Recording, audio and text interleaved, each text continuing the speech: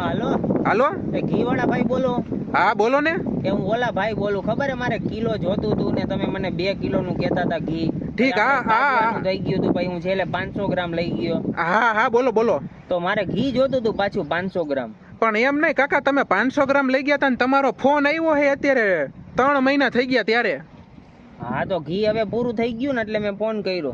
પણ તમે 3 મહિના થઈ ગયા તો હું તમે એક જ જણો હો ઘી ખાવા વાળા કે 3 મહિના સુધી ઘી પૂરું જ ન થયું 500? ના રે ના, અમે બધાય ખાઈને.